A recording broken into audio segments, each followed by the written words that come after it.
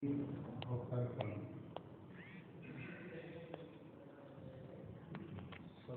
जो है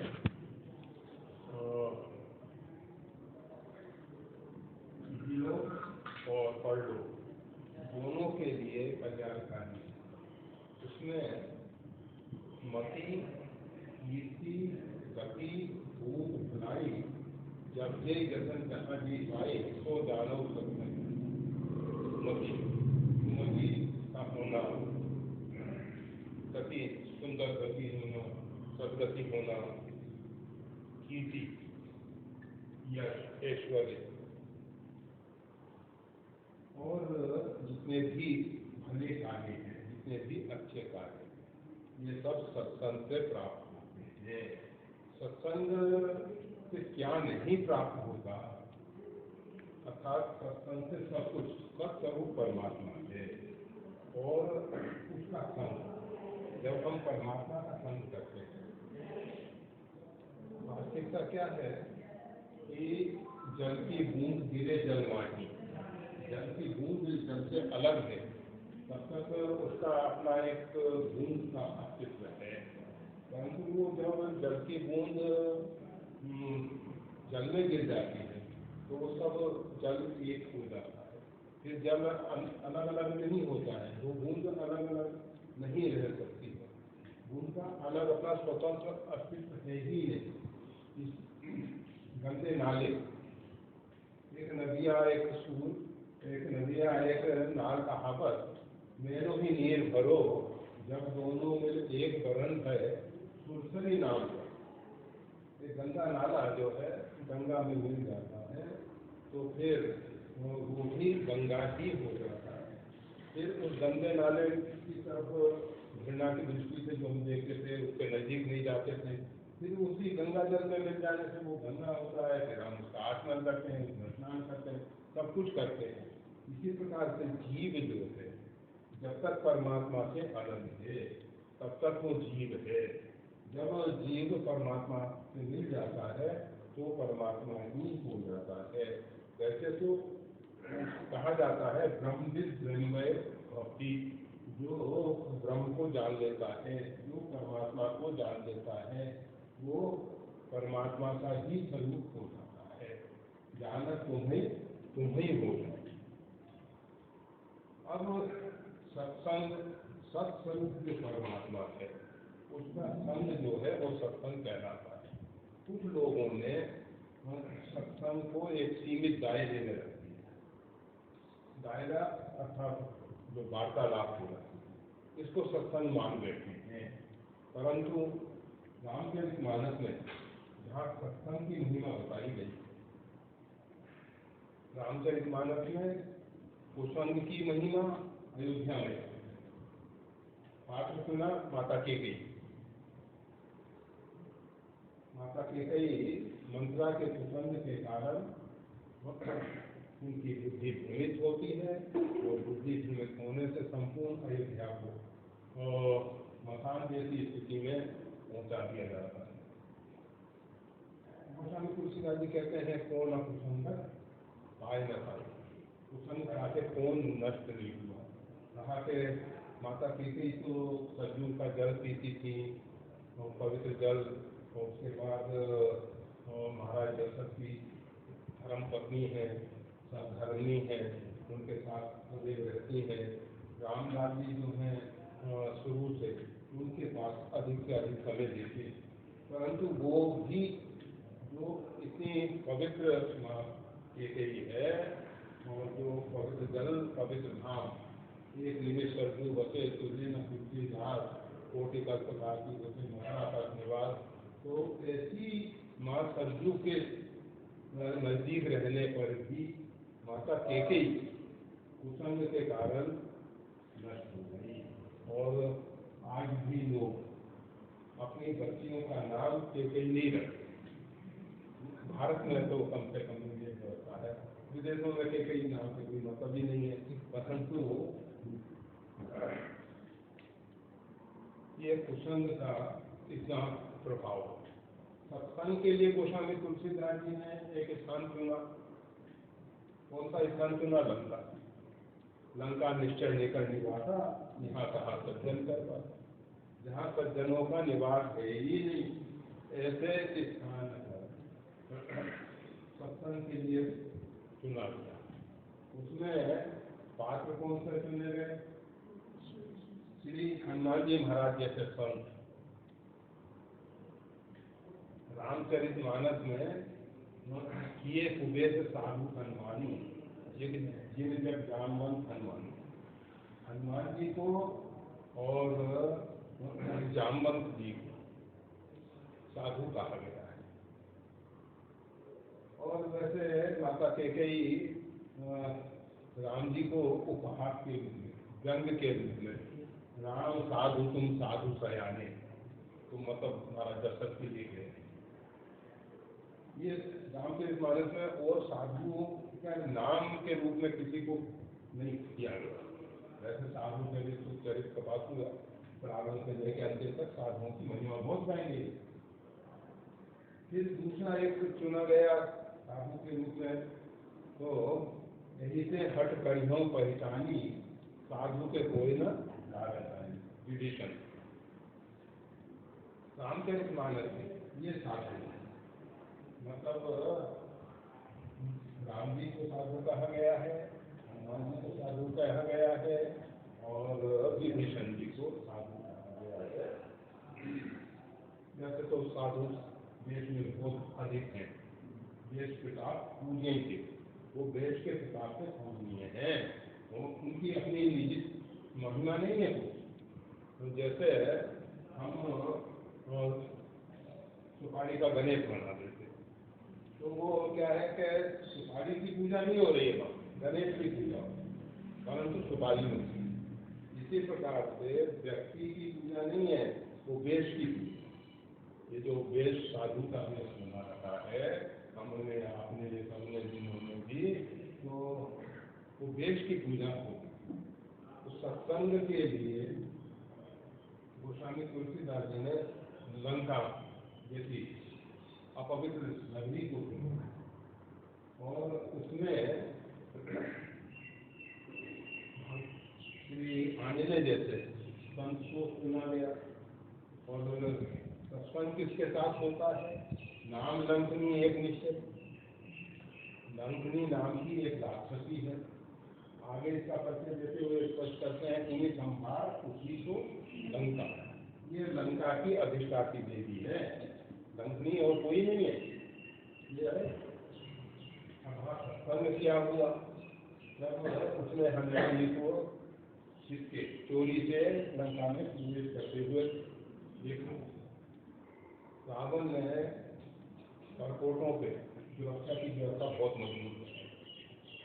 उसके बाद द्वारों को बहुत मजबूत बनाया, उसके ऊपर यंत्र इत्यादि ऐसे रखे गए कि दूर से ही शत्रु को धराशायी कर दिया जाए। मतलब अंदर चारों तरफ खाई है, जिसमें बहुत जल खराब हुआ है, जिससे लंका के दुर्ग में कोई प्रवेश नहीं कर सकते। हनुमान जी महाराज ने विचार किया, पूरा द्वारे देख लो कस्मन की विचार नगर पर। हनुमान जी ने विचार किया कि भाई जिनमें तो ऐसे में प्रवेश करना उचित नहीं है। रात्रि के समय मच्छर का रूप धारण, मच्छर के सदृश, मच्छर समान, ना कि मच्छर के सदृश हनुमान जी जो है छोटे रूप में प्रवेश करते हैं, क्योंकि रात्रि में कितने मच्छर उड़ते रहते हैं, किसी को शक नहीं होगा। तो मच्छर के समान रूप धारण करके हनुमान जी प्रवेश करते हैं। परंतु लंका की जो सुरक्षा व्यवस्था है वो इतनी मजबूत है कि इतना छोटा रूप धारण करके कोई अंदर प्रवेश करे वो भी पकड़ा जाता है। रावण ने अपने देश की अधिष्ठात्री देवी को तपस्या के द्वारा संतुष्ट किया। लंका जो है, लंका की जो अधिष्ठात्री देवी है लंकनी, उसको तपस्या के द्वारा संतुष्ट किया और कहा कि हमारे राष्ट्र की सुरक्षा तुम्हारे ऊपर है। इस राष्ट्र में कोई भी छोटे से छोटा जीव भी बिना अनुमति के प्रवेश कर सके। और अगर वो इसके चोरी से आ रहा है तो तुम उसको अपना आहार बना लेना, मोर आहार बनकर चोरा। जो भी लंका में चोरी से प्रवेश करे उसको तुम अपना आहार बना लेना। हनुमान जी महाराज मच्छर के समान रूप धारण करके वहाँ प्रवेश कर रहे हैं और तुरंत वो सामने आ गए लंकनी। तो कहती जाने ही नहीं मर्म खत्म हो रहा, ऐसा तू मेरे मर्म को नहीं जानता है। जितने भी लंका में चोरी से प्रवेश करने वाले हैं वो मेरे आहार में तेरा भक्षण करूँगी। हनुमान जी ने कहा कि लंका में तो क्योंकि आज शक्ति जगदम्बा का अपहरण करके चोरी से लेके आने वाला बहुत बड़ा चोर रहा है, तूने आज तक उसका आहार क्यों नहीं किया? तेरे अंदर ये विषम बुद्धि कहाँ से आए? ये दूसरा अपना पराया का भाव कहाँ से आ रहा है? तेरी बुद्धि जो है अभी सही नहीं। हनुमान जी महाराज ने मुष्टिकारी महाकपि हैं, एक मुष्टि का प्रहार और वो देव जाति की जो लंकी है वो धरनी पृथ्वी पे गिरी रुद्र का गमन करती है। उन्हीं संवार उठी हनुमान जी के स्पर्श से उसको इतनी ऊर्जा मिली कि उसका जितना भी दूषित रक्त था वो तो निकल गया और उसके विचार जो तत्काल बदल गए, तत्काल साधु नाम दर्शनम पुण्य, साधु का दर्शन पुण्यदायी है। और स्पर्श पाना, तो जब स्पर्श होता है तो उसके पाप नष्ट हो जाते हैं, तो उसके पाप नष्ट हो गए, उसकी बुद्धि जो है वो शुद्ध हो गई होगी। और पुण्य संभार उसी को लंका जोर पाकर सशंकित हृदय से कहीं हनुमान जी मूर्ति का और न लगा, नहीं तो वो उतने लायक भी नहीं रहेंगे। सशंकित हृदय से हाथ जोड़ के प्रार्थना करेंगे। और उसने कहा जब राम ने ब्रह्म बदीना चरक ग्रंथि सहामुदीना विकल्प होते कक्षे मारे तब जाने निश्चय सकते। जब ब्रह्मा जी ने रावण को वरदान दिया था और रावण लंका अधिपति बनेगा ऐसा मेरे को मालूम पड़ा, तो मैंने ब्रह्मा जी से पूछा कि रावण कितनी अवधि तक यहाँ राज करेगा? ताकि जब तक कोई बानर आके उनको मुष्टि का प्रहार नहीं करेगा तब तक तुम्हारा और रावण का कुछ नहीं करेगा। और जब कोई बानर आए तो बानर मुष्टि का प्रहार करे तो उसके प्रहार से तुम गिर जाओ और तुम्हारी स्थिति नाजुक हो, तो समझ लेना कि रावण की अवधि पूरी हो रही है। तो उसको स्मृति प्राप्त हो गई जो भगवान श्री कृष्ण ने 700 श्लोक सुना के अर्जुन को स्मृति दी। अर्जुन कहता है स्मृति लंबा, मेरे को स्मृति प्राप्त हुई है। हनुमान जी महाराज ने एक मुक्ति की, वो मतलब ये सत्संग का प्रभाव, वो कहती है बात मोर से पुण्य बहुत का मेरे बहुत पुण्य हुए हुए हैं, देखो मैं काम करूँगा। मैं अपने नेत्रों से भगवान श्री राघवेंद्र का जो दूत है उसका दर्शन कर, उसके बाद वो सत्संग की महिमा कहती वर्ग तो धन्य तुम्हारे संग तुलना पाई सकती जो लब्ध स्वर्ग और अपवर्ग मोक्ष त्याग उन सबका जो है वो तराजू के एक पर्दे पे रख दिया जाए और दूसरे पर्दे पे लवमार्ग, मतलब बहुत छोटा समय लवमार्ग सत्संग का सुख रखा जाए। तो तुलना पाई सकल मिली, वो जो है उसकी तुलना नहीं कर सकता है। लवमार्ग का सत्संग का पर्दा भारी है, बहुत भारी है। कहने का मतलब ये है वहाँ सत्संग क्या है? दर्शन और मुष्टि स्पर्श, और कोई सत्संग नहीं है, कोई हनुमान जी ने कथा वार्ता नहीं की है। और तो लोगों ने सत्संग को अपने हिसाब से सीमित बना दिया। सत्संग क्या है, कैसा है? एक महापुरुष, त्यागी तपस्वी महात्मा, उन्होंने अपने जीवन में उस परम सत्य का साक्षात्कार किया, परम सत्य का साक्षात्कार किया। श्रीमद् भागवत में आता है ना कि हम उस परम सत्य का ध्यान करते हैं। वहाँ परमात्मा के स्वरूप की बात नहीं की गई है, हम उस परमात्मा का जो सत्य स्वरूप है उसका ध्यान करते हैं। तो उस परम सत्य का एक संत महापुरुष ने साक्षात्कार किया। लोगों ने निवेदन किया, प्रार्थना की कि महाराज आपने उस परम सत्य को पाया है, कम से कम हम बच्चों पे कृपा करें, हम आपके अबोध शिशु हैं, बच्चे हैं, कृपा करें। क्या कृपा? कि जो आपने परम सत्य पाया उसको लिपिबद्ध करना, कागज में लिख देना। एक नोटबुक, पेन, कलम सब रख दीजिए।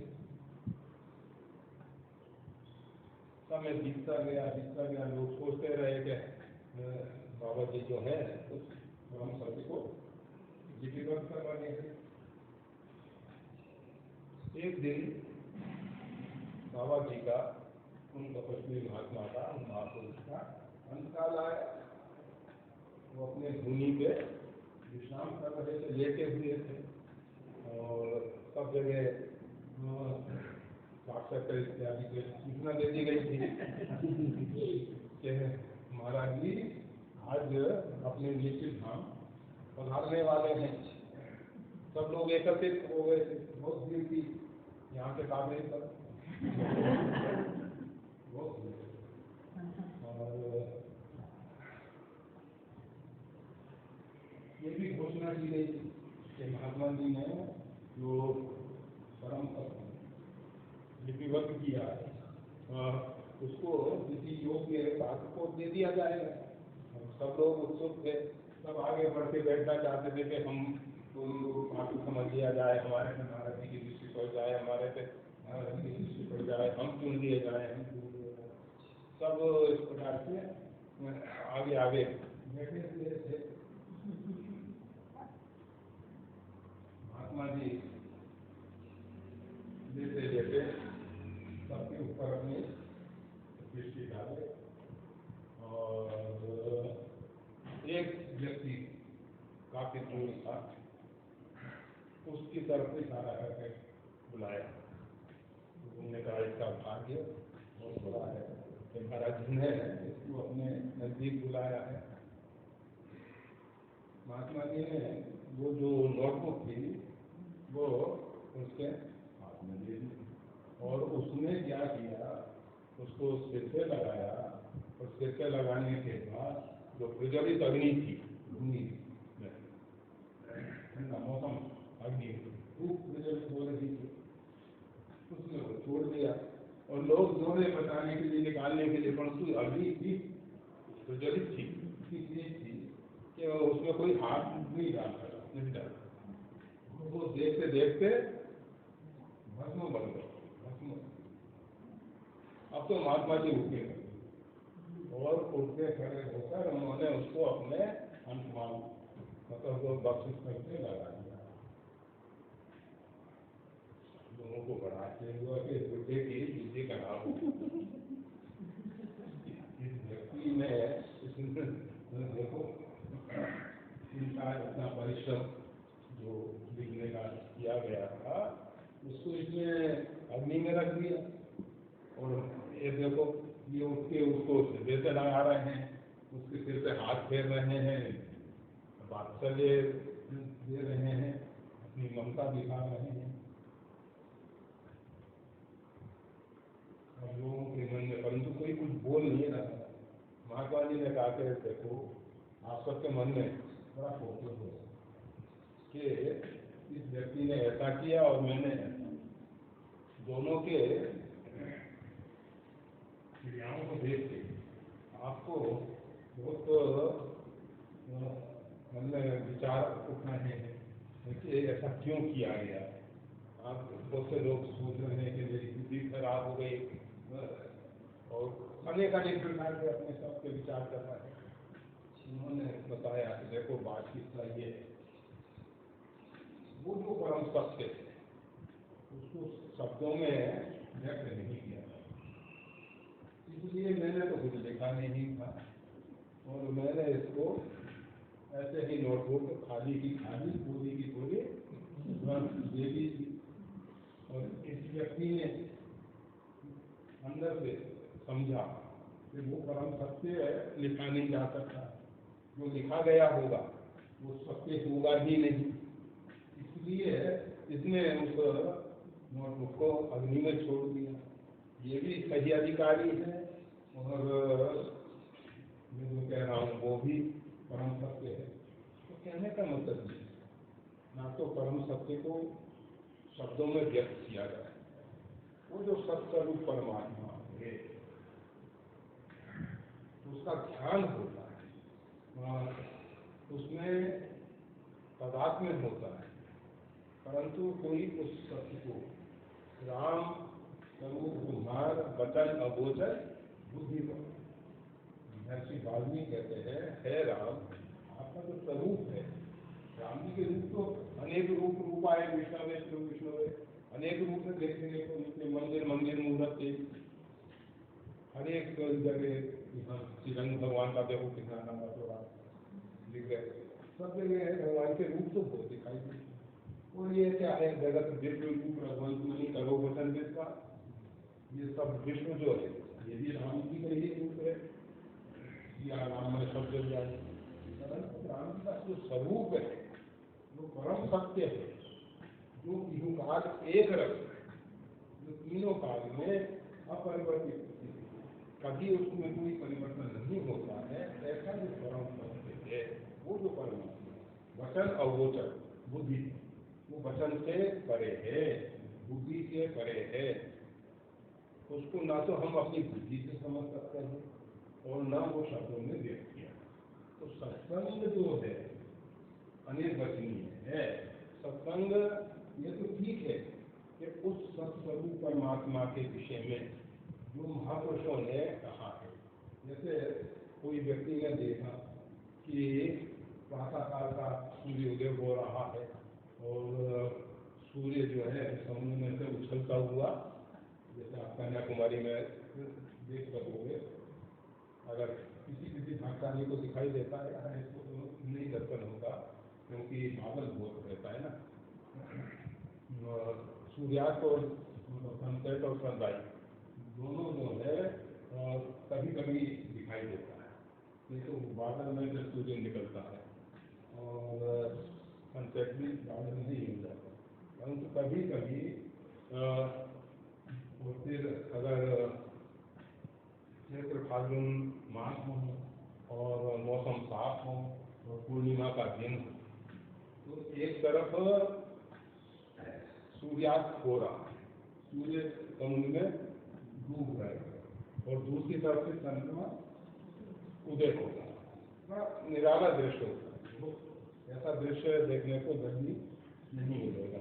इसी प्रकार से एक तरफ सूर्योदय हो रहा है और चंद्र जो है इसमें समुद्र में प्रवेश कर रहा है, जब दिन मान और रात्रि मान बराबर हो गए, ऐसी स्थिति में ऐसा दृश्य कभी कभी दिखाई देता है। तो एक व्यक्ति ने ऐसा दृश्य देखा, अब उसने दृश्य देखा तो उसको लगा कि भाई सब लोगों को बताना कि मैंने ऐसा दृश्य देखा है, तो उसने शब्दों में उसका काफी कुछ वर्णन किया, परंतु वो शब्द उस दृश्य को प्रकट नहीं कर सकते हैं। इसी प्रकार से परमात्मा के विषय में जिन महापुरुषों ने अपनी परिष्कृत की हुई बुद्धि के द्वारा समझा है, उसको उन्होंने शब्द स्वरूप दिया, परंतु वो शब्द चित्र जो है हर एक व्यक्ति नहीं समझ सकता। वो व्यक्ति समझ पाएगा जो वो देखेगा, उसको लगेगा हाँ बिल्कुल सही लिखा, और जो व्यक्ति उस दृश्य को नहीं देखा वो उसको नहीं समझ पाएगा। भले ही लिखा हुआ ही है, परंतु समझ में कब आएगा जब हम उस दृश्य को देखेंगे। ये तो दृश्य कठिनाई से होता है। ये साधारण गुलाब का फूल लो, अब गुलाब के फूल को आप चित्र बना दो, कागज का बना दो और उसके विषय में लिख भी दो कि ऐसा ऐसा ऐसा ऐसा है गुलाब का फूल, परंतु जो प्रत्यक्ष हाथ में गुलाब का फूल है उसमें और उस वर्णन में बहुत अंतर है, बहुत अंतर। इसी प्रकार से वो परमात्मा और परमात्मा के विषय में जो कुछ लिखा गया है ऐसा ही, वो गलत नहीं है, परंतु उसमें बहुत अंतर है। तो वो जो सत्य है, वो जो सत्य वो परमात्मा है, उसका संग वही सत्संग है। और सत्संग से क्या नहीं प्राप्त होता, सब कुछ प्राप्त होता है। अब प्रश्न आपका ये है कि सत्संग से केवल ज्ञान नहीं, ज्ञान और अज्ञान दोनों से जो परे है, जो त्रिपुटी से ऊपर है, ज्ञाता के ज्ञान उनसे ऊपर है, जो ध्याता ध्येय ध्यान त्रिपुटी से ऊपर है, उस परमात्मा का जिसने साक्षात्कार किया है और वो उस परमात्मा को जानते हैं और परमात्मा के विषय में जो कुछ भी उन्होंने कहा, उन महापुरुषों जो भी कहा है वो भी सत्य है। भगवान वेद इत्यादि ने जो कुछ कहा है, जितने भी शास्त्रों में उन्होंने वर्णन किया है वो सत्य है। ऐसा नहीं कि आजकल के कवियों ने भी नाना प्रकार की रामायण बना दी, नाना प्रकार की कथाएं बना दी और नाना प्रकार से कह रहे हैं। परंतु जैसे गोस्वामी तुलसीदास जी महाराज ने या अन्य यहाँ कंब रामायण, तेलुगु रामायण, कृतवास रामायण, ऐसे मतलब बहुत से महापुरुषों के द्वारा जो अनुभव सिद्ध काव्य हैं, प्रसाद काव्य है, उन सब में जो कहा है वो सब सत्संग है। भगवान का नाम सत्संग है, राम नाम सत्य है। तो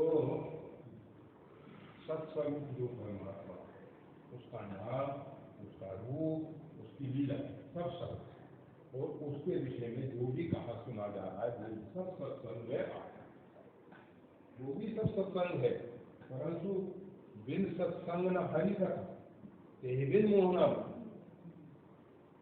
उन संत महापुरुषों के द्वारा ही केवल हरि कथा होती है। हरे कथा वाचक हरि कथा नहीं कह सकता। हरि कथा तो कहने में वही समर्थ होगा, वही सक्षम होगा जिसने मतलब उस परमात्मा का सही साक्षात्कार। और जो भी कह रहे हैं वो तो सुनी सुनाई पढ़ी पढ़ाई बातें, वो तो सब आप आज गूगल से सब जान सकते हैं। जितनी भी जानकारी है वो तो आप सरकार में तुरंत दे देगा। तो वो सब ज्ञान नहीं, वो जो शुद्ध समृद्ध ज्ञान है वो ज्ञान तो सत्संग। अब रह गई बात आप जो कह रहे हैं कि जननी जनक बंधु सुखदारा गुण से परिवार सबसे राजपति, भगवान श्री राम ने कहा, भगवान श्री राम ने कहा, संत महापुरुष भी ऐसा कहते हैं कि जो हमारी ममता अनेक शाखाओं में बढ़ते हैं। सबसे पहला परिचय होता है माता, तो जननी, फिर दूसरा परिचय होता है पिता से, जनक, फिर परिचय होता है भाई बंधु से, भाई बहन से, बंधु, फिर परिचय होता है पत्नी से, और फिर पत्नी के साथ संतान, तो शुद्ध धारा, मतलब संतति, और धारा है पत्नी, तन, धन, ईश्वर, और जितना भी मित्र मंडल है, सुहृद और परिवार, जो भी सबके ममता, हमारी ममता इन्हीं जगह बटी हुई, इन्हीं के किसी न किसी नाम रूप में हमारी ममता जो है बटी हुई है। तो मेरा धन है, मेरा भगवान है, मेरी पत्नी है, मेरा भाई है, मेरे माता है, मेरे पिता हैं, आदि आदि जो कुछ, ये दो स्थानों पर हमारी ममता जो है बटी हुई है। क्योंकि फिर शाखा प्रति शाखाएं बहुत है,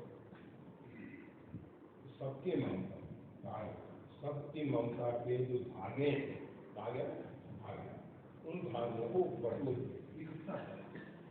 एक मजबूत डोरी बनाओ और उस मजबूत डोरी को भगवान के साथ बांध दो, ममपद। तो भगवान के चरण में उस ममता को जोड़ दो। अब प्रश्न उठता है कि ममता तो भगवान के साथ जोड़ दी गई, और जैसा अर्जुन से भगवान ने कहा सर्वधर्मान प्रत्यक्ष मामेकं शरणं अर्जुन, उस सब धर्मों को छोड़ दे। क्या धर्म है? मातृ देवो हो, पितृदेवो हो, आचार्य देवो हो, आतिथ्य देवो हो, परस्पर देवो हो, ये सब धर्मों को तुम छोड़ दे। मामेकं, तू एकमात्र मेरी ही शरण में आ जा। हम तुमको पापे मोक्षयिष्यामि, मैं तेरे को सब पापों से रहित कर दूंगा, तू शोक मत कर। भगवान कहते हैं तू सोचता है कि मैं जब इन कर्तव्य से विमुख हो जाऊँ तो फिर तुमको पाप लगेगा, धर्म से विमुख हो जाने से पाप लगेगा। तो अहम तुमका पापे भी हो, मैं तेरे को सब पापों से रहित कर दूंगा, तू शोक मत कर। जब सर्वोपरि सत्ता आपको आश्वासन दे रहे हैं तुम इन सब धर्मों को छोड़ के मेरी शरण में, मैं तुमको पापों से रहित कर दूंगा, निश्चिंत है। एक होता है साधारण, एक होता है विशेष, और एक होता है विशेषतम, और एक विशेषतर। चार प्रकार के साधारण धर्म में भगवान श्री राम जी प्रातः काल उठते रघुनाथा माता पिता को नावई नाथा, प्रातः काल उठते कोई जो मातृदेव हो, पितृदेव हो, आचार्य देव हो, आतिथ्य देव हो, वो जो साधारण धर्म उसका पालन करते हैं। पिता के वचन को मान के माता पिता को उठते वाणी जिन्हें विचार करिए छूट जान, भगवान श्री राम वन के लिए प्रस्थान करते हैं। परंतु लक्ष्मण जी जो हैं वो कहते हैं कि नहीं, हम किसी को नहीं जानते, न मैं माता को जानता न पिता को जानता।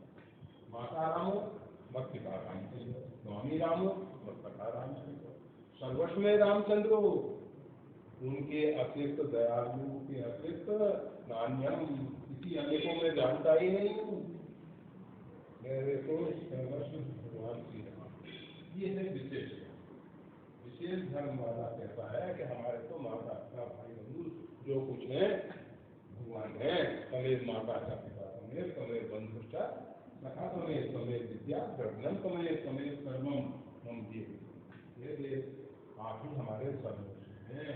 तो लक्ष्मण जी स्पष्ट कर देते हैं, ना तो हम माता को किसी को नहीं जानते हैं, हम गुरु को भी नहीं जानते हैं, और हमारे तो सब कुछ आप हैं।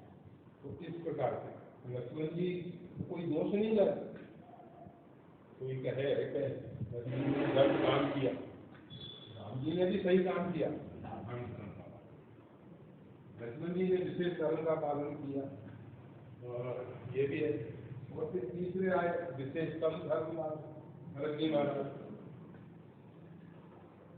जो सेवक साई संकुच निज हित चाहे बासमती को, जो सेवक अपने स्वार्थ की पूर्ति के लिए अपने साहिब को, अपने स्वामी को संकोच में डाल देता है, उसकी बुद्धि जो है अपरिपक्व है, उसकी बुद्धि खोटी है, सकल कहीं अंदर तो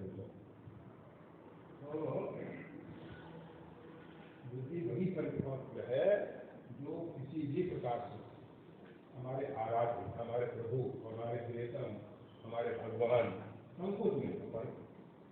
और भारत जी जैसे निश्चय करके आए भगवान श्री राम को राज्याभिषेक करने के साथ अयोध्या लेके चलेंगे। राज्याभिषेक अयोध्या में नहीं करना है, वन में ही करना है। भगवान ना ही राम राज के भूखे, राम जी को तो राज की कोई देखते ही नहीं, इसलिए राज उनके पास जाए। भगवान श्री राम अयोध्या में आके राज स्वीकार करें नहीं, राम जी राज के लिए नहीं आएंगे, राम जी के लिए राज्य वहां जाए, जैसे न्यायालय अगर व्यक्ति के पास जाता है, नहीं तो व्यक्ति न्यायालय के पास जाता है। मान लो व्यक्ति के जाने की सामर्थ्य नहीं है या समय नहीं है, जैसी भी परिस्थिति, कोर्ट को महाना पड़ता है, न्यायालय को महाना। इसी प्रकार से भगत जी ने कहा कि राम जी को राज की कोई जरूरत नहीं, वो तो त्याग के चले आए, परंतु हम सबका कर्तव्य है, दायित्व कि राम जी का राज राम जी को सौंप दिया और फिर राजा राम अयोध्या जब भरत जी जा रहे थे तो मांडवी, सुतकीर्ति, उर्मिला इत्यादि सब कहेंगे कि सब माताएं जा रही हैं, सब लोग जा रहे हैं, हम भी चले, क्या समस्या है, हम क्यों नहीं जा सकते, नहीं चलना चाहिए। भरत जी ने कहा चलना तो बिल्कुल नहीं, परंतु नहीं जाता, हम सब राज परिवार हैं, और राज परिवार के होने के कारण हमारा दायित्व जो है बहुत बढ़ जाता है। ये नहीं कि राजसिंहासन पे बैठ गए बस हो गया। जब राजा होता है तो उसका दायित्व, उसका कर्तव्य बहुत बड़ा होता है।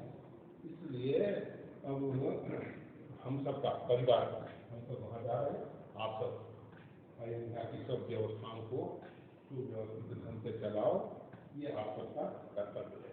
और रहेगी बात राम जी की, राम जी को मैं लेके आऊँ, मेरे वचन पे आपको विश्वास नहीं है, कैसे मान विश्व दी गए नहीं है आपके वचन पे विश्वास, और सबने कहा कि ठीक है लाएंगे आपके वचन पे हम लोग। तो भरत जी सोचते वहाँ कि मैंने उनको वचन दिया है और वचन का निर्वाह नहीं करूँगा, मैं अपराधी हूँ, और नहीं, भरत जी ने कहा मेरे विषय में लोग कुछ भी कहें, नरक परम और दुर्गुर्जन जो भी हो, हमको इसकी चिंता है, परंतु मेरे कारण मेरे प्रभु, मेरे स्वामी, मेरे आराध्य जो हैं, उनको किसी प्रकार संकोच नहीं, और जय विधि प्रभु प्रसन्न हुई कर्णा कालन, ये है विशेषतम धर्म। लक्ष्मण जी से कहो कि भाई तो तुम अयोध्या में रह जाओ, तो तैयार नहीं, तो कहेंगे नहीं भगवान का साथ है तो ठीक है, नहीं तो उनको तो हम दे देंगे। और किया भी ऐसा है, जब भगवान श्री राम ने उनको त्याग दिया, तो लंबी गाथा है, अंतिम समय की बात है, तो वाल्मीकि रामायण में इसका उल्लेख है। लक्ष्मण जी ने कहा आपसे अलग होकर मैं जीवन नहीं धारण, तो शब्दों में जाकर तुरंत ही वो अपने स्वरूप में स्थित हो गए। और सीता पथ सेवक सेवकाई, विशेष धर्म है श्री भरत जी महाराज, और विशेष धर्म जो है भगवान के भक्तों के दास होना, दासानुदास। हम भगवान के दास नहीं हैं, हम तो भगवान के दासों के दास हैं। सीतापति सेवक थे, मोरे मन प्रभु विश्वासा, राम से अधिक राम कर, राम से अधिक राम कर। तो ये जो है विशेषता धर्म कहलाता है कि जो भगवान के नहीं, भगवान के भक्तों के दास बन गए हैं। तो ये 4 प्रकार के धर्म है। कौन सा धर्म किसके लिए, अनेक व्यक्ति जो है उसकी मानसिकता इस पर अलग अलग है, और सबके लिए एक धर्म नहीं होता है। कोई साधारण धर्म वाले हैं, कोई विशेष धर्म वाले हैं, और अगर सब एक समान हो जाएंगे तो ये सृष्टि नहीं चलेगी। सृष्टि का प्रारंभ है जहाँ एक अहम बहुत है, उस परमात्मा ने संकल्प किया एक से अनेक हो जाए, तो इसलिए कहीं भी एक समान कोई दो नहीं मिलेंगे। आप एक ग्रह के हजारों पत्ते, परंतु सोने सूचना इस पृथ्वी से लगभग 6-7 अरब मानव होंगे, और सबके उन्होंने कुछ ना कुछ मिलता है, कुछ ना कुछ अंतर है, सब एक समान नहीं हो, तो सबके लिए अलग अलग धर्म हो जाता है, सबका अपना धर्म अलग है। इसीलिए भगवान ने धर्म पे मर जाना नहीं था, वो धर्म निधन से अपने धर्म पे मर जाना, ना कि हर एक व्यक्ति का धर्म अलग है। पर धर्मों भयान, दूसरे धर्म हमारे लिए भयानक है, वो अच्छा नहीं है। और एक सन्यासी और एक गृहस्थ, दोनों का धर्म अलग है। कोई भी कहे कि दोनों का धर्म एक हो जाए, अगर सन्यासी गृहस्थ का धर्म पालन करता है वो गलत है, गृहस्थ जो है सन्यासी का धर्म पालन वो गलत है। सबको बच्चा अपना धर्म निभाए, पिता अपना धर्म निभाए। अब वो बच्चा कहेंगे हम दूसरी पिता का धर्म निभाएंगे और पिता कहें बच्चे का धर्म, नहीं चलेगा भाई। जैसा कर्तव्य है, जैसा है, तो सबके धर्म अलग अलग है, सबकी निष्ठा अलग अलग है, सबकी मानसिकता अलग अलग है, सबके लिए एक नियम लागू नहीं होता है।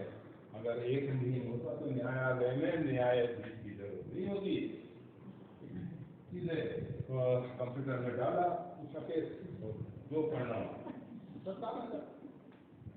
परंतु नहीं, सबके लिए अलग अलग। तो ये सब बातें समझने की हैं।